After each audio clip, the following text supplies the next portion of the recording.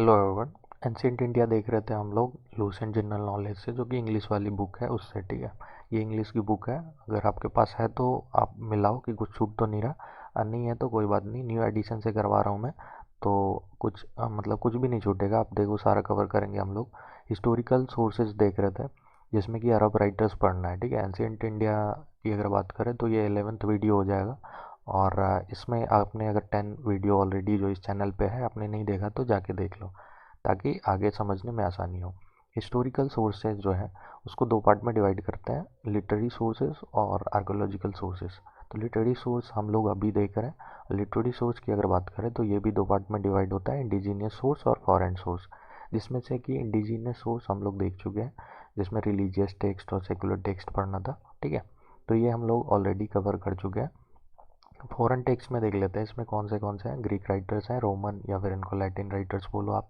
Chinese writer हो गया, Tibetan writer हो गया, और अरबियन या फिर अरब राइटर्स। ठीक है, तो ये आज देखेंगे, अरब और अरेबियन राइटर्स। बाकी ये जो आप देख रहे हो, मतलब बाकी राइटर्स या फिर फॉरेन सोर्स, इंडिजीनियस सोर्स, ये सारे हम लोगों ने मतलब कंप्लीट कर लिया है। ठीक है, तो अगर आपने नहीं देखा है तो आप प्लीज़ पहले देख लो, तो ज़्यादा बेटर होगा आगे समझने में। ठीक है, आर्कियोलॉजिकल सोर्स हो सके next time archaeological source start करें। ठीक है, तो अभी अरब राइटर्स ख़त्म हो जाएगा तो फिर आर्कियोलॉजिकल सोर्सेज देखेंगे। अभी देख लेते हैं अरब राइटर्स। पहले अरब राइटर्स सुलेमान के बारे में दिया हुआ है। ये एक अरब मर्चेंट थे और ये पहले अरब ट्रैवलर थे, जिनका जो ट्रैवल अकाउंट है, ठीक है, ट्रैवल करते थे तो ट्रैवल के बारे में लिखते थे, जिसको कहते हैं ट्रैवल अकाउंट। तो इन्होंने जब ट्रैवल करा था तो वो ट्रैवल के बारे में इन्होंने लिखा था, वो अवेलेबल है। ठीक है, तो फर्स्ट ऐसे अरब ट्रैवलर है जिनका ट्रैवल अकाउंट अवेलेबल है।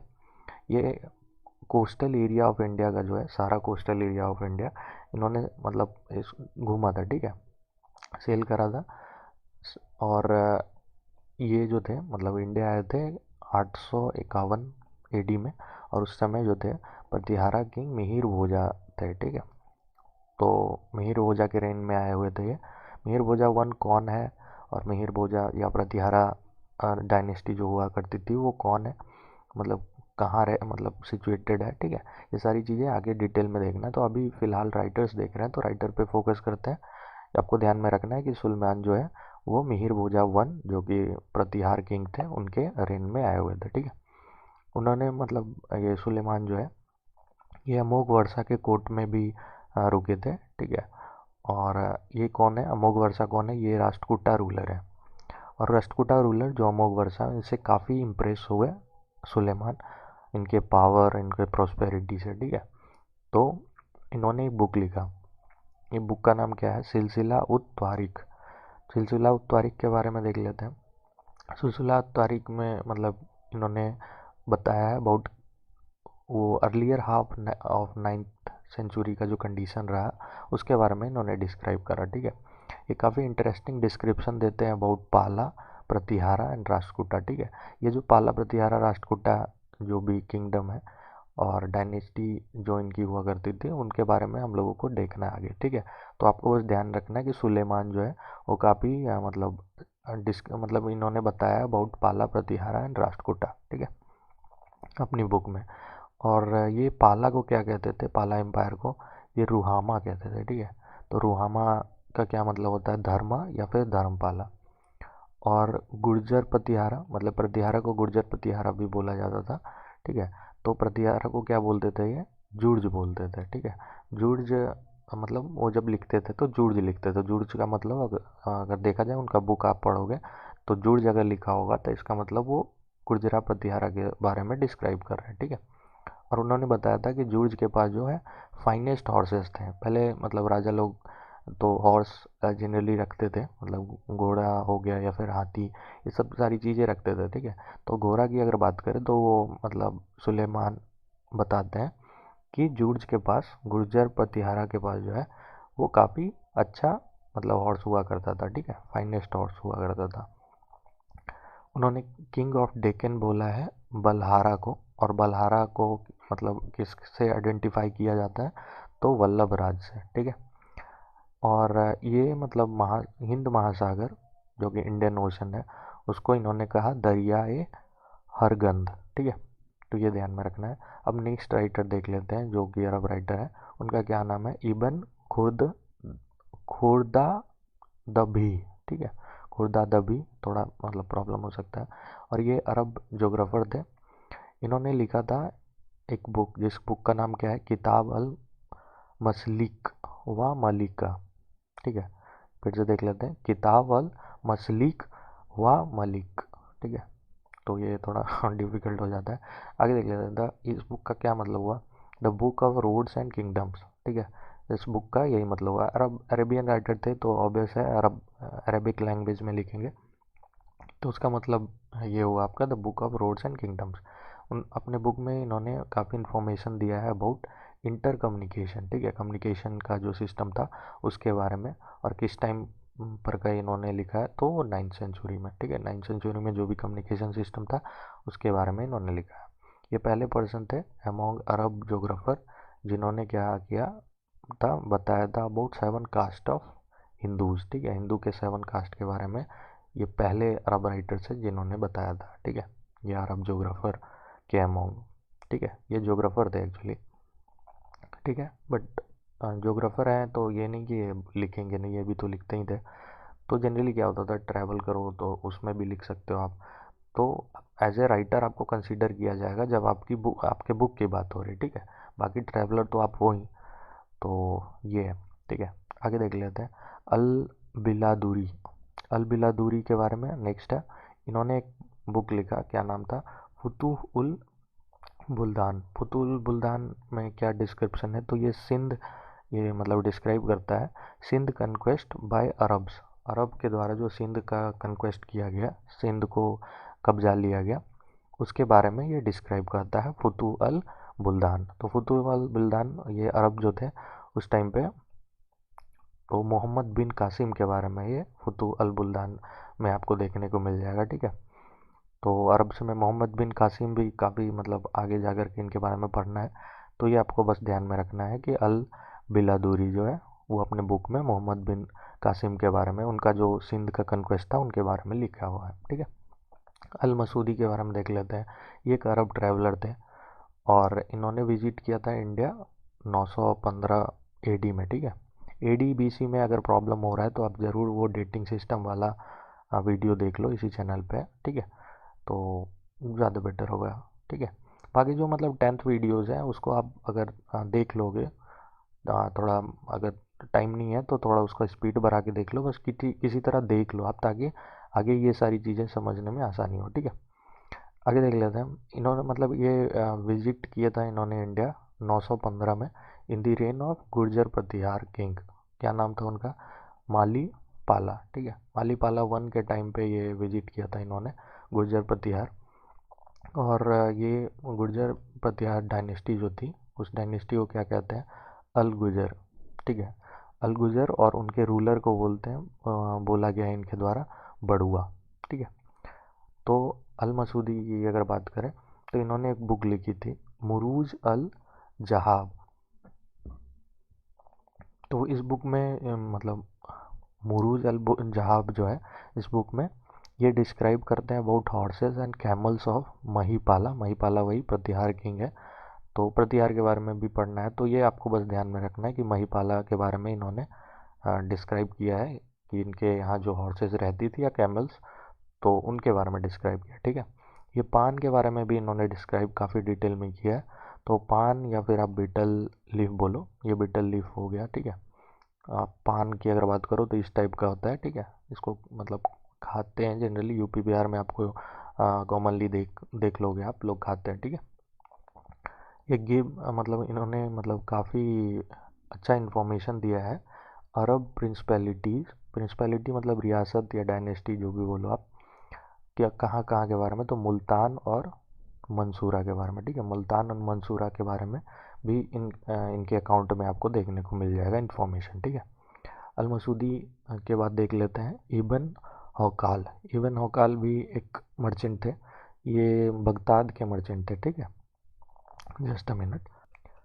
तो बगदाद के ये मर्चेंट थे और came from Baghdad to India. तो किस रीजन से होते हुए आए थे ये, तो ये यूरोप और अफ्रीका के रीजन से आए हुए थे, ठीक है, डिफरेंट रीजन्स, यूरोप और अफ्रीका।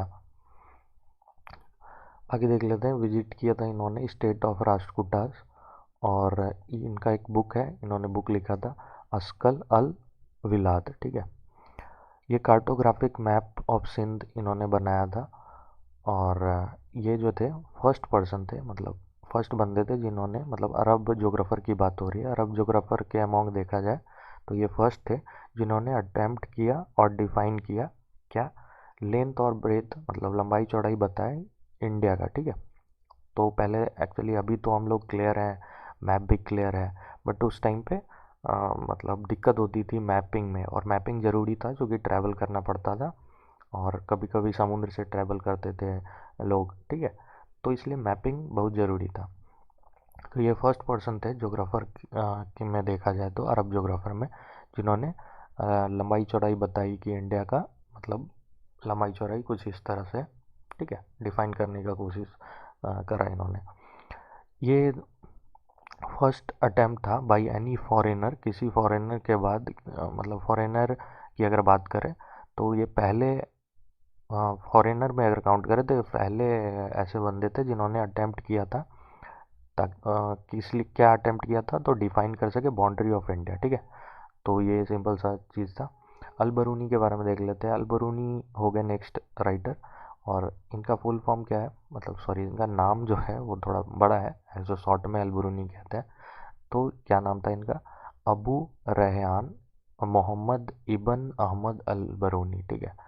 तो इतना बड़ा नाम है तो शॉर्ट करके ही पढ़ना ज़्यादा बेटर है, तो इसलिए इनको पॉपुलरली अल बरूनी के नाम से जाना जाता था। अल बरूनी का मतलब क्या है, उस्ताद, ठीक है। उस्ताद अगर नहीं समझ रहे आप तो टीचर या फिर मास्टर, ठीक है, इसका मतलब हुआ।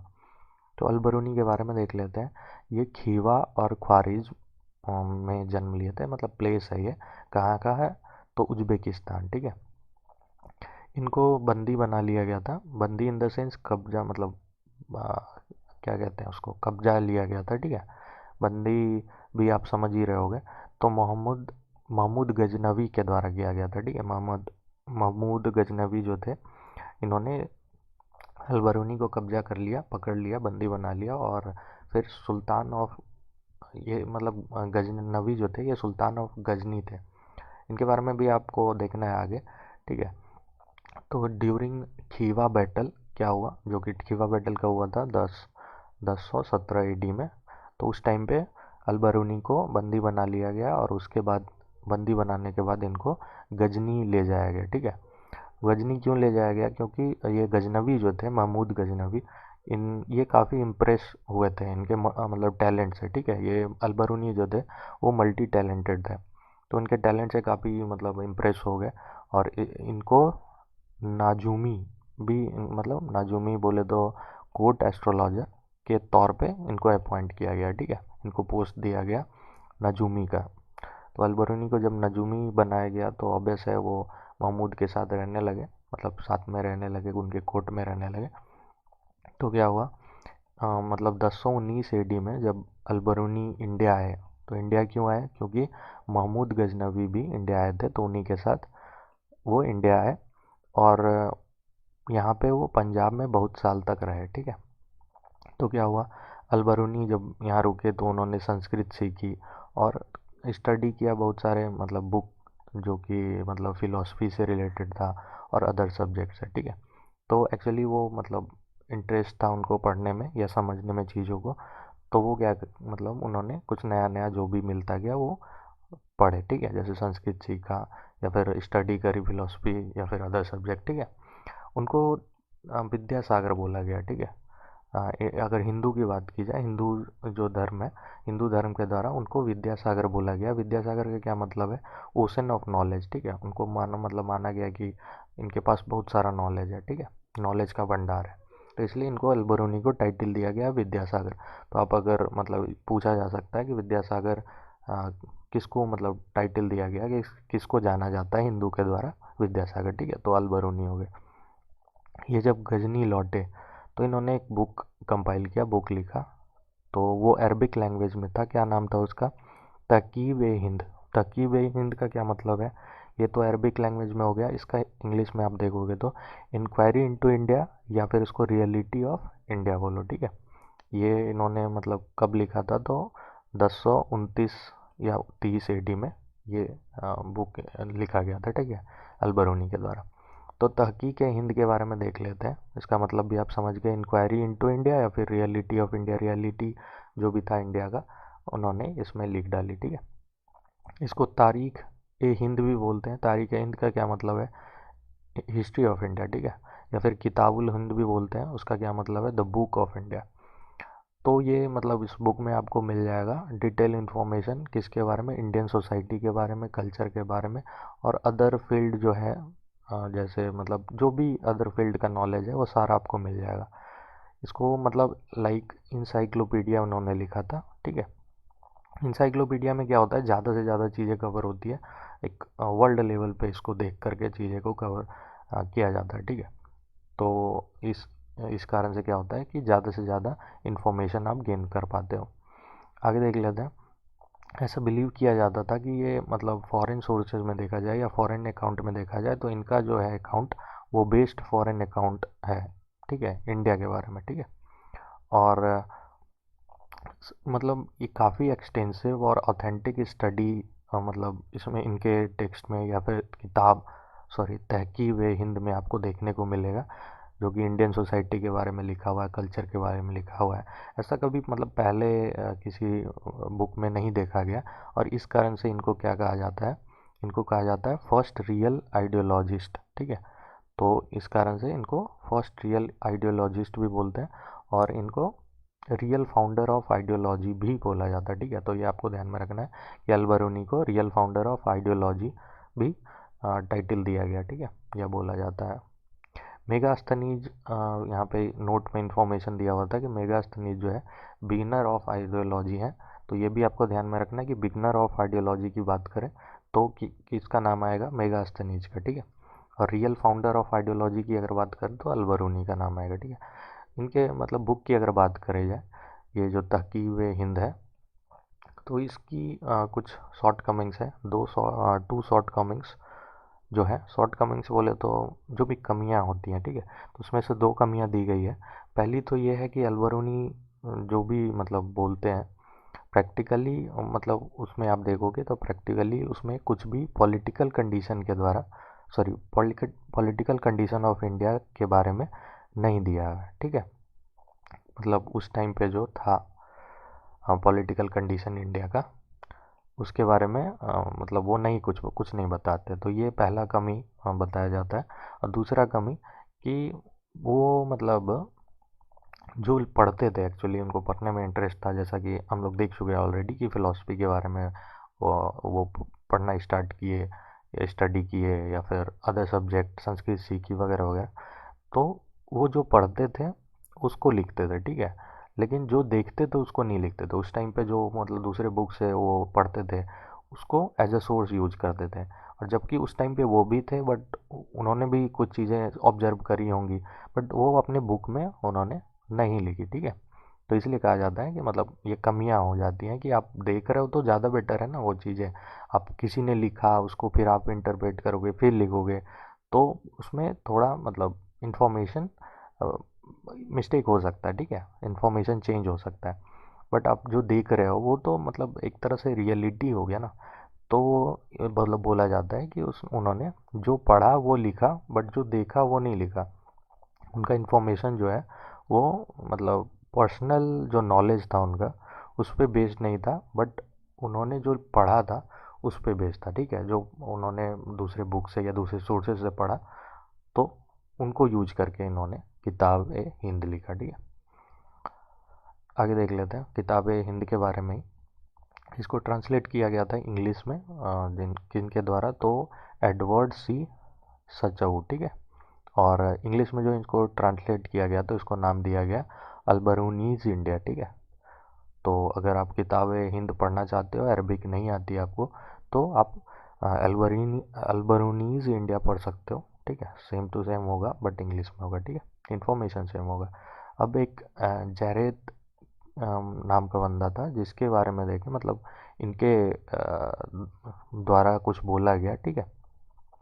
इनके वर्ड में देखें तो बोला गया कि ये बुक जो है, मतलब किताब ए हिंद बुक जो है, ये एक मैजिक आइलैंड है। ठीक है, ये मैजिक आइलैंड है, जादू की द्वीप है, जो कि मतलब काफ़ी अच्छा इन्फॉर्मेशन और इम्पार्शियल रिसर्च आपको देखने को मिलेगा इसमें। किसके बीच, जबकि उस टाइम पे क्लैशिंग हो रहा था स्वॉर्ड का, ठीक है, तलवार का टकराव बोलेंगे आप। टाउन में मतलब शहर वगैरह जल रही थी और टेम्पल को लूटा जा रहा था। इसके बीच भी उन्होंने काफ़ी मतलब जस्ट तरीके से, न्यायिक तरीके से रिसर्च करके इस बुक में लिखा है। ठीक है, और इसको मतलब मैजिक आइलैंड के तौर पे ये जैरेट बताते हैं। आगे देख लेते हैं इब्न बतूता के बारे में। ये full name of Ibn Battuta की अगर बात करें तो वो क्या है, अबू अब्दुल्ला मोहम्मद इब्न अब्दुल्ला लवात उत तांगी इब्न बतूता, मतलब एक लाइन में इनका पूरा नाम है। ठीक है, ये कहाँ जन्म लिए थे, तो ये तंजियर, तंजियर जो कि मोरक्को में पड़ता है, अफ्रीका। ठीक है, ये अफ्रीकन कंटिनेंट आप देख रहे हो मैप में। तो इस अफ्रीकन कंटिनेंट में आपको ये जो ब्लू कलर का दिख रहा है एरिया, ये मोरक्को है। ठीक है, मोरक्को कंट्री है। और यहाँ मोरक्को कंट्री में तंजियर में जन्म लिए थे। कब लिए थे, 1304 एडी में। ठीक है, ये कंटिनेंट में अगर आपको प्रॉब्लम हो रहा है या फिर मतलब वर्ल्ड मैप में ही प्रॉब्लम है आपको, तो कोई नहीं, ज्योग्राफी की जो सीरीज चल रही है उसमें मतलब 3-4 टॉपिक पढ़ने के बाद हम लोग कंटिनेंट के बारे में पढ़ेंगे। ठीक है, तो कंटिनेंट में मैं ट्राई करूँगा कि डिटेल में देख लेंगे मैपिंग, ताकि आगे दिक्कत ना हो, क्योंकि मैपिंग हिस्ट्री में भी यूज हो रहा है और मैपिंग आपको ध्यान में रखने के लिए मैप देखना ज़रूरी है। तो वो मैं काफ़ी डिटेल में मैं ट्राई करूँगा कि आपको समझा दूँ। ठीक है, बाकी आप अभी फ़िलहाल देखते हैं इसको। अब मोरक्कन की मतलब ये मोरक्कन ट्रैवलर थे। ठीक है, मोरक्को के थे तो ऑब्वियस है मोरक्कन ट्रैवलर होंगे। और मोरक्को कहाँ पड़ता है, अफ्रीकन कंटिनेंट में पड़ता है। ठीक है, 1333 एडी में जो है वो इंडिया है। और कब आए थे, तो मोहम्मद बिन तुगलक के रेन में आए थे। ठीक है, एक मिनट क्लियर कर दो इसको। मोहम्मद बिन तुगलक के रेन में आए थे, तो उस टाइम पे मोहम्मद बिन तुगलक के बारे में भी पढ़ना है। ये एक मतलब सुल्तान थे दिल्ली के। दिल्ली सल्तनत जब पढ़ेंगे तो इनके बारे में डिटेल में जो दिया होगा वो देख लेंगे। ठीक है, तो मोहम्मद बिन तुगलक आपको ध्यान में रखना है कि उनके रेन में इब्न बतूता आए हुए थे इंडिया। और मोहम्मद बिन तुगलक जो है, उन्होंने वेलकम करा था इनका और इनको काजी अपॉइंट किया था। इब्न बतूता को काजी का क्या मतलब है, काजी बोले तो जज, और काजी ऑफ दिल्ली इनको अपॉइंट किया गया था, जज ऑफ दिल्ली। इब्न बतूता के बारे में देख लेते हैं। ये पोस्ट जो था इनका जज का या फिर काजी का, वो इन्होंने होल्ड करा फ्रॉम मतलब 1342 एडी तक। ठीक है, इस पोस्ट को इन्होंने होल्ड करा।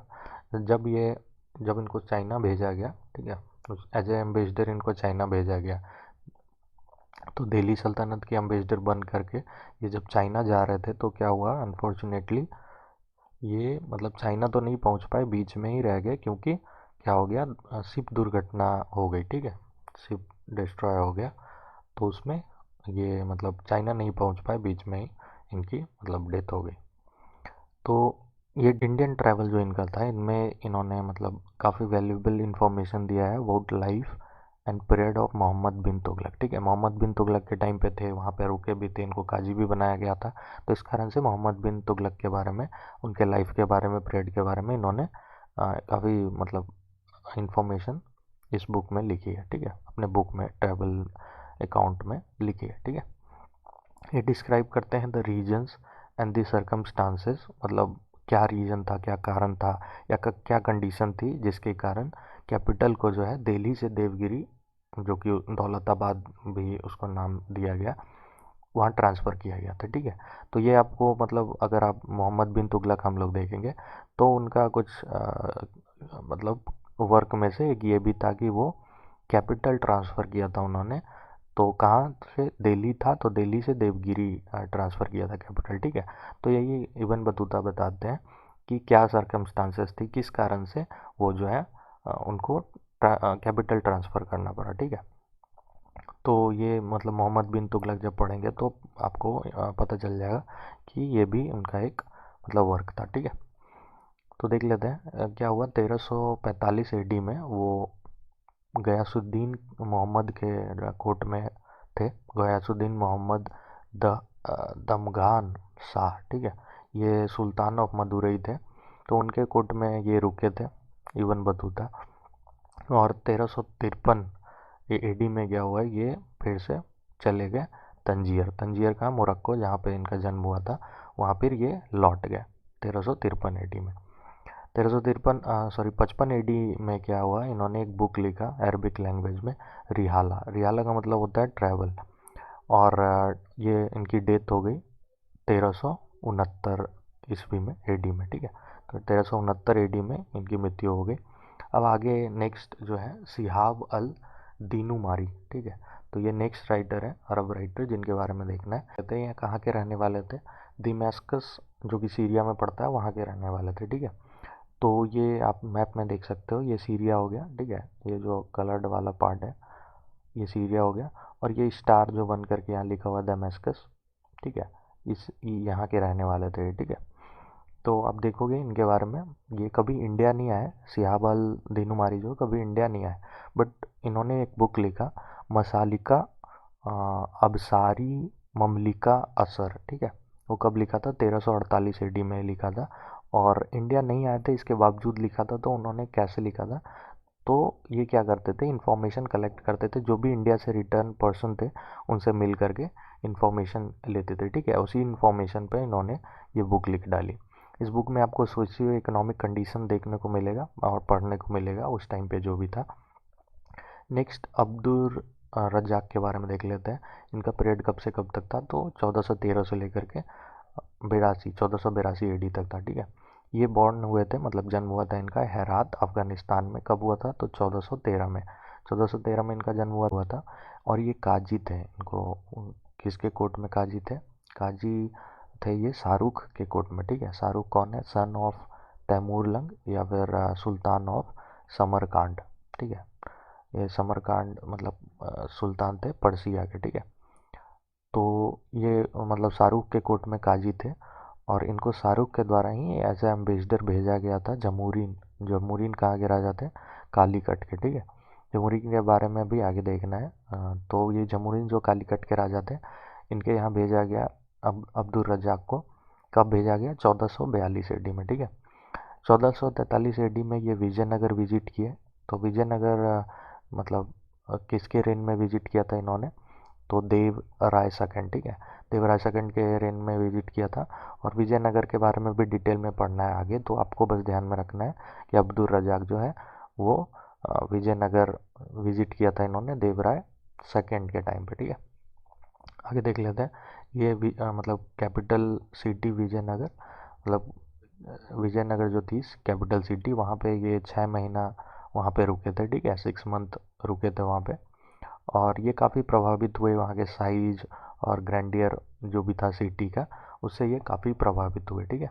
और इन्होंने क्या बोला था, मतलब सिटी के बारे में, ये ग्रैंडियर मतलब होता है, अगर आप नहीं समझ पा रहे हो तो ग्रैंडियर मतलब हो गया, ये मतलब काफ़ी विशाल था, ठीक है, और काफ़ी अट्रैक्टिव था। तो इस कारण से इनके साइज और जो भी विशाल का है जो साइज था, इससे ये काफ़ी प्रभावित हुए, ठीक है। और इन्होंने बोला सिटी के बारे में कि ये ऐसा सिटी है जिसको ना कभी मैंने देखा है या फिर ना कभी सुना है इसके बारे में। जो भी सिटी आप देख लो अर्थ पे है, ठीक है, उससे मतलब काफ़ी अलग है, ठीक है। इस सिटी के बारे में मतलब काफ़ी प्रभावित हुए विजयनगर से ये, और इसके बारे में काफ़ी मतलब इन्होंने काफ़ी सराहा, ठीक है। ये काफ़ी इन्फॉर्मेशन देते हैं topography, administration and social life, ठीक है, विजयनगर के बारे में, ठीक है। जो भी उस समय टोपोग्राफिक जो भी मतलब उसका क्या बोलते हैं, मैपिक, मतलब मैप जो देखोगे आप उसमें ज्योग्राफी जो होता है उसके बारे में, ठीक है। एडमिनिस्ट्रेशन समझ ही रहो, राजा के मतलब राजकाज के बारे में, और सोशल लाइफ के बारे में जो भी विजयनगर का उस टाइम पे था उसके बारे में इन्होंने काफ़ी चीज़ें बताई हैं, ठीक है। अब्दुल रजाक जो है वो, उनका एक टेक्स्ट था जो इन्होंने लिखा था, मल्ता उस सदन व मजमा उल बहरेन, ठीक है। तो ये तो मतलब अरबिक में हो गया। हिंदी में क्या मतलब है इसका, rising of two pious star या कंजक्चर ऑफ टू सीज, ठीक है। तो ये इन्होंने एक टेक्स्ट लिखा था, और ये डिस्क्राइब करता है मैरी टाइम ट्रेड, ठीक है। मैरी टाइम ट्रेड जो कि हिंद महासागर से होता था। हिंद महासागर बोले तो इंडियन ओशन।